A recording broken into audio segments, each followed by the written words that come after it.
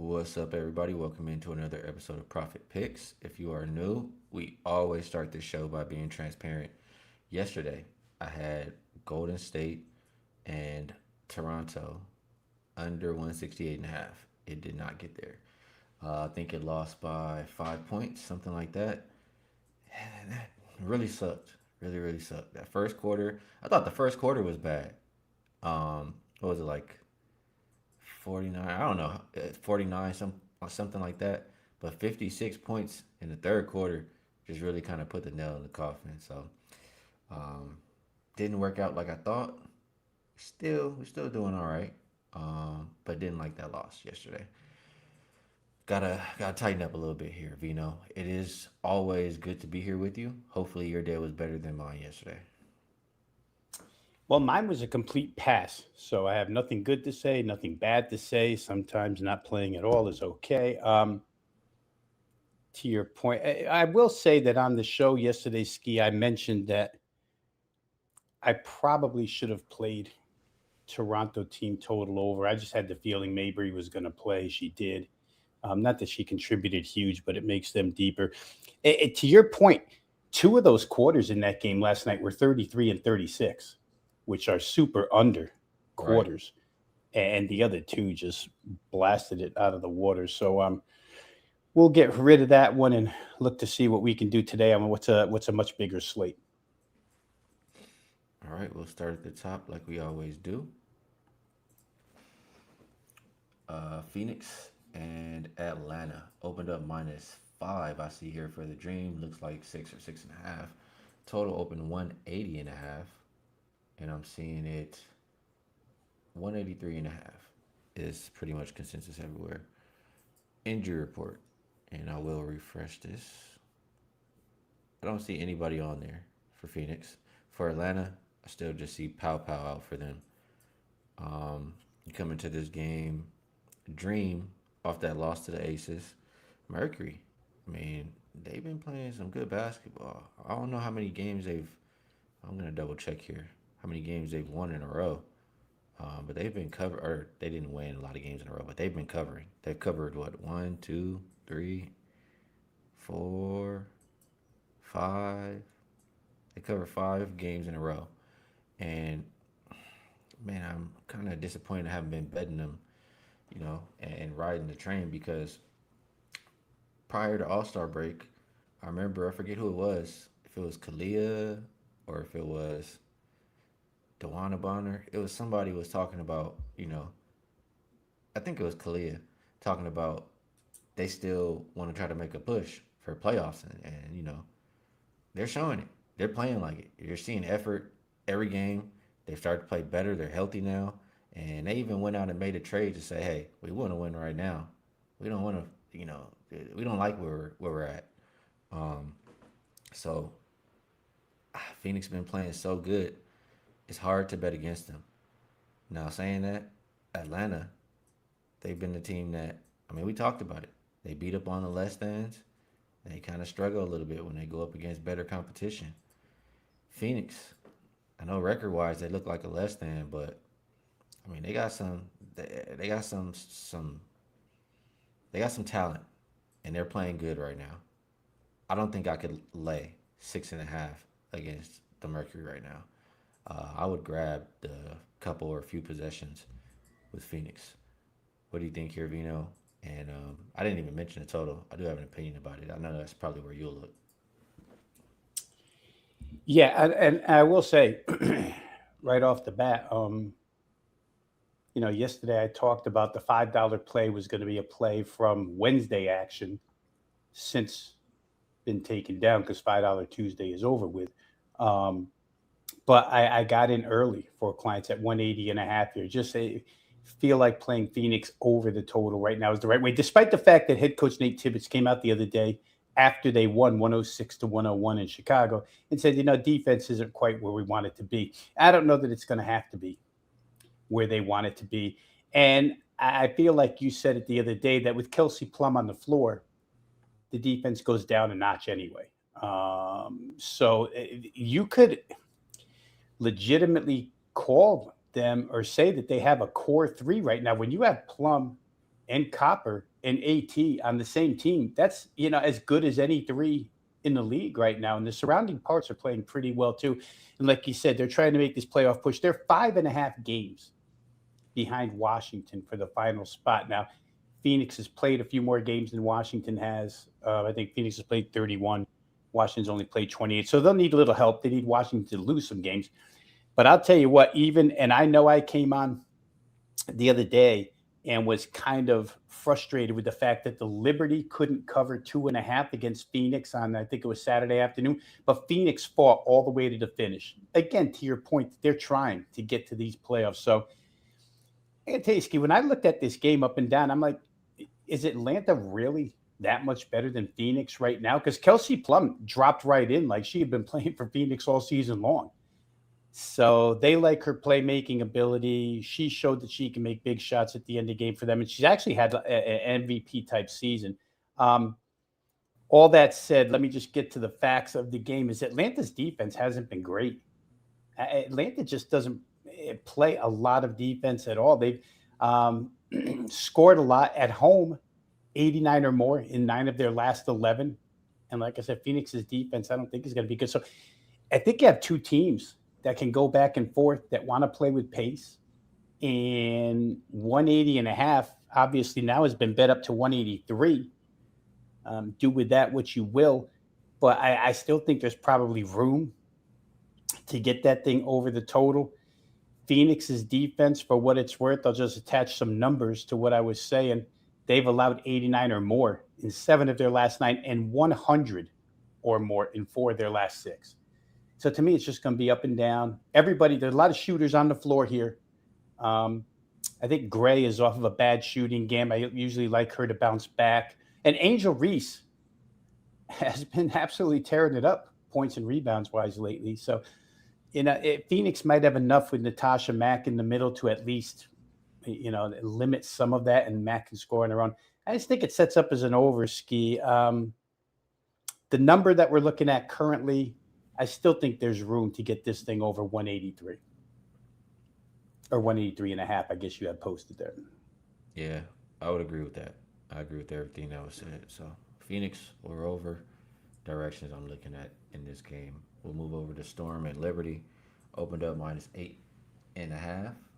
Right now I'm still seeing 8.5. Total opened 182.5, and not a whole lot of movement there either. Injury report. I mean, it's the same game we saw the other day. The same people who played in that game are going to play again today. Fibich, Savali, both out for the Liberty.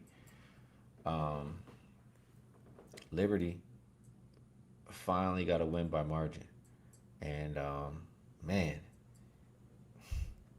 that sucks. That was a game that I lost right there. I know I've been doing a lot of winning lately, but that one sucked. Storm we're losing by 3 with like 2 minutes left in the third quarter, something like that. And Liberty went on a 15-0 run, and then closed the game out with the John Quill Jones 3 at the end. I remember. So, will we get a better Storm team? I mean, I feel like it was just so many stupid mistakes. I mean, I know they're a young team, but is it too much to think that they'll learn from those mistakes and and play a better game here in this quick rematch? I still don't think the Liberty's defense is good. Um, they look good for a little stretch. We'll see if that can carry on, but for a longer portion of time, we've seen them be ass without Fibich. So I really think the Storm are the side in this game. What say you, Rob Veno?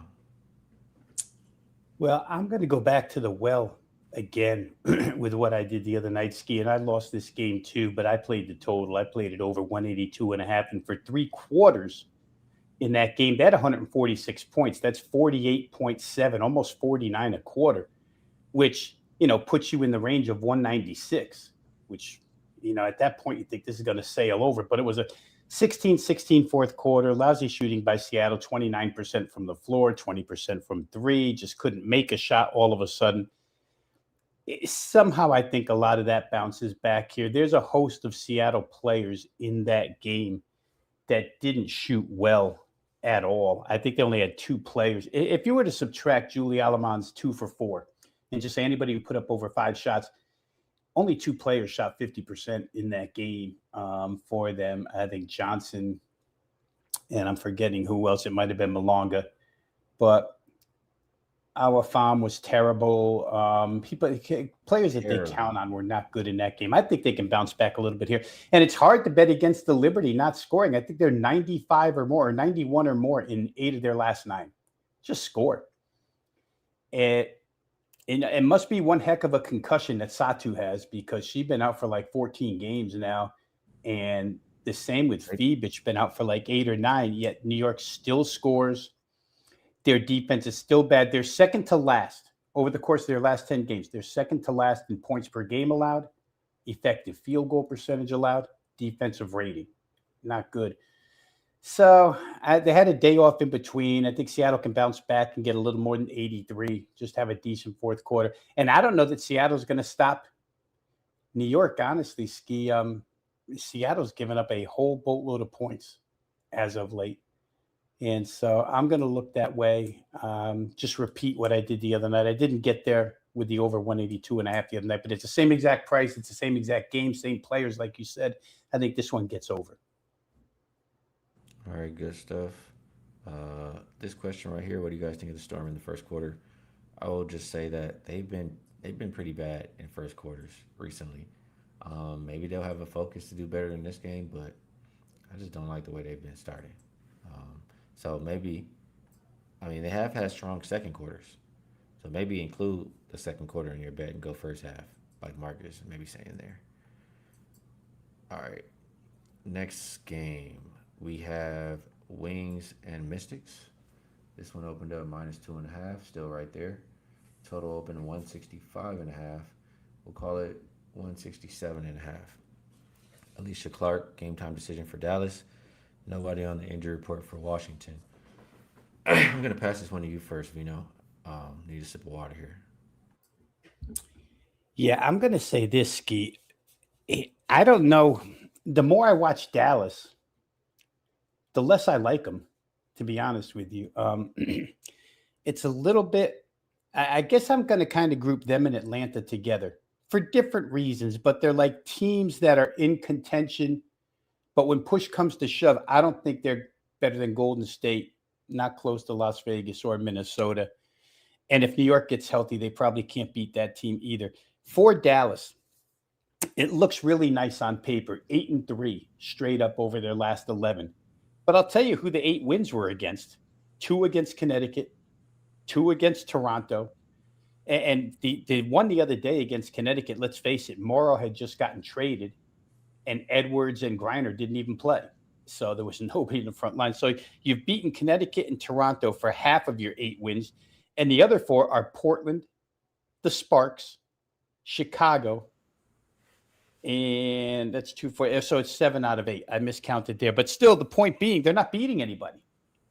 And the teams that they lost to are all good teams. They freakishly lost to Atlanta on that 5-point play at the end of the game. They lose to New York.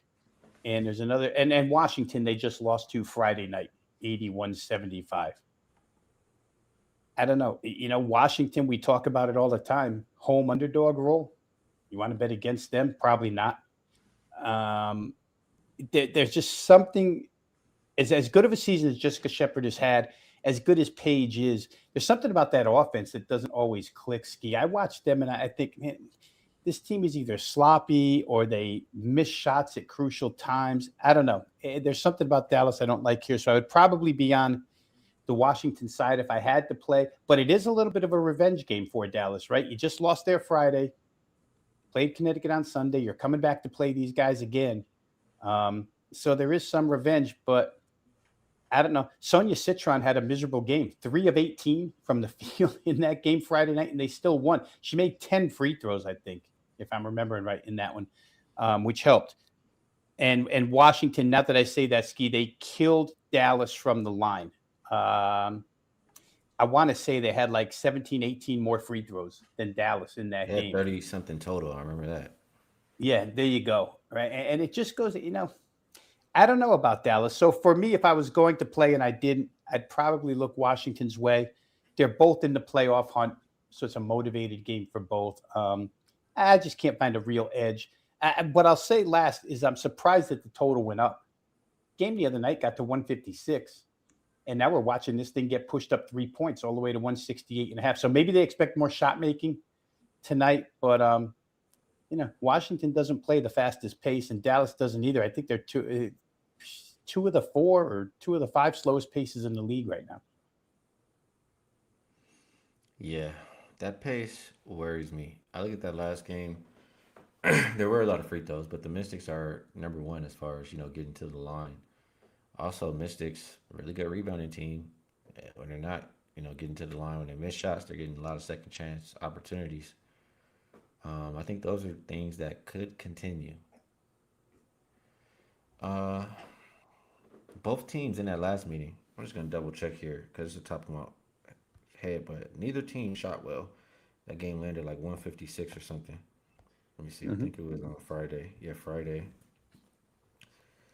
They shot the the Wing shot 24% from three. The Mystics shot 12%. They combined 12 for 50, or I'm sorry, 10 for 50 from three, and they got to 156. I don't know. Can they shoot better than 10 for 50 from three this time around?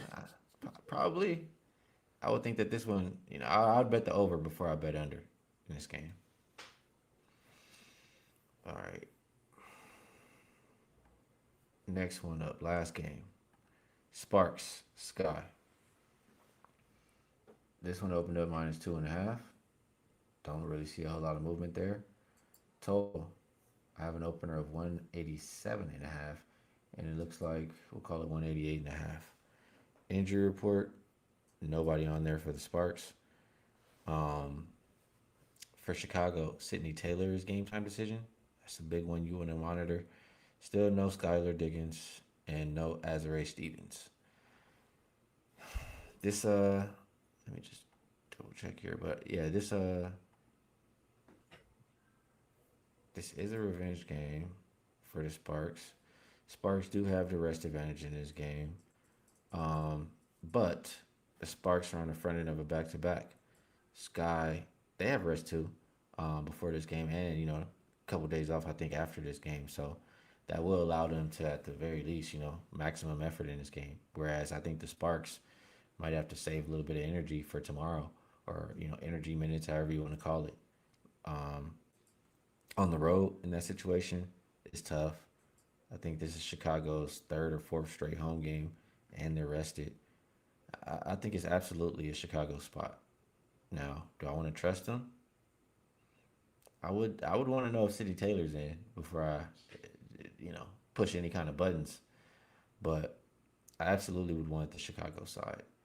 Vino, anything from you on Sparks and Sky?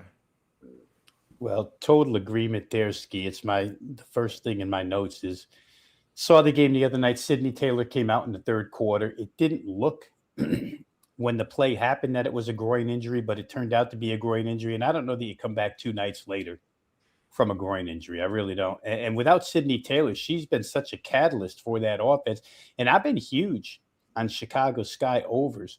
But I'll say this, the number that we're looking at tonight, 188.5, last 8 games, as much as Chicago's gone over the total, they've only gone over this total twice in 8 games. And so I know it's the Sparks, and I know the Sparks are, they're half the equation, and they're part of the reason why it's this high. Um, but if you don't have Sydney Taylor, I don't know. That offense just is different with her in the game. So I'd probably wait. If she plays, the total is probably a one-way ticket. I don't know how you bet Sparks and Sky under. But again, I'm a little nervous. These odds makers now, we're talking about games pushing 190 at this point in the season, which we didn't see. I don't know. I'd have to go back and look at games that were totaled near 190 last year, but I don't remember a heck of a lot. This year's been a little bit different. So for me, it's a wait and see. Ski. Sydney Taylor's in. I will say this, the Sky is playing really, really hard. That game against Phoenix, even without her, they fought to the end. They made some crazy mistakes down the stretch, lost the game. but you're getting effort out of them. And I think I said it the other day, and I should have looked it up, but I didn't. I don't know how the draft works, lottery system, whatever it is. You just come in last, you get first pick. But these teams aren't playing down the bottom like they're playing for lottery picks. They look like they're playing to win games. So and I think the Sky definitely has that in them. And the Sparks, to their credit, look like they've really adjusted to life without Kelsey Plum. They didn't have her for 2 weeks. She's traded now.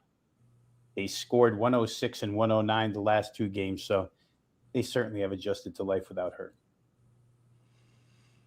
Um, yeah. Last thing I want to say, there was some stuff on social media about one of the players for the Sparks, and I don't know. Her mind just might not be where it's supposed to be tonight. That's just kind of what I'm thinking about from that. I guess it's if you know, you know kind of deal. Um, but yeah, that's all I got on this game.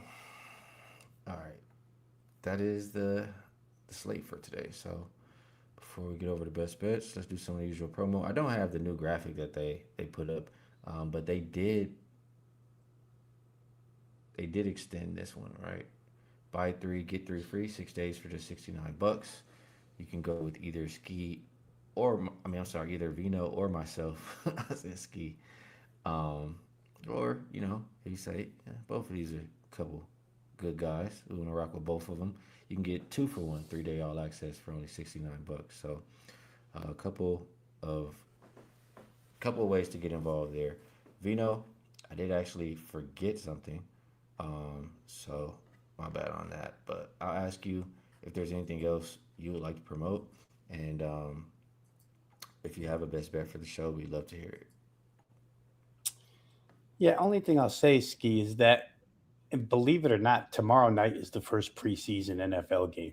Hey, it's crazy how quick it gets upon us. So for those that are going to be um, looking for choices, 6 for 3 is going to be better from both of us now because we'll have a little more, um, as far as play volume is concerned, at least more to choose from on a weekly basis here. And of course, for me, CFL is in play this week, and so 6 for 3.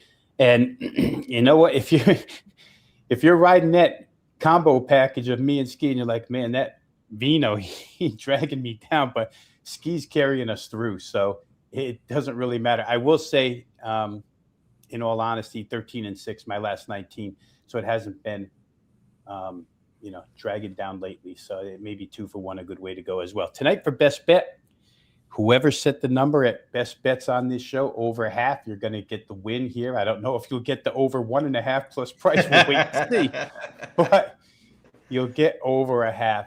I said it earlier. I released it yesterday. It's been taken down since the game moved, but I did play the Chicago. Excuse me. The Phoenix Atlanta game over the total of 180.5, and I'm still going to leave it here as a best bet for you guys because I still believe it probably gets to 184 or higher in this contest. So for me, Ski, I'm going to leave best bet Phoenix Atlanta up and over 183.5. All right, good stuff from Rob Vino. I can endorse his best bet as well. But you guys, I'm not necessarily going to cash that over 1.5. I'm sorry about that. I do want to put this up there because they did extend this as well. And still, I mean, buy NBA early bird, get the rest of WNBA free. It's the lowest price it will ever be for NBA, $6.99. And you can see on the side there, showing last season. So, and it's showing just basketball profit overall this season, about the 120 mark. So this includes every 5% best bet I make, 18-7, dating back to the beginning of last season. If you would like to be involved, you know where to find it. And yeah, all I can say is I haven't placed a bet. You guys know how I am. If I don't place it, I don't like to share. But Rob's best bet is one that I was close to making. But the next one I do make is one that I absolutely love. Absolutely have to love it to push confirm on that button. So no best bet today for me on the show. Vino, it's always great doing the show with you. You help my process tremendously. Chat, we appreciate you all as well. Best of luck to everybody on all of your action. and we will catch you all again tomorrow.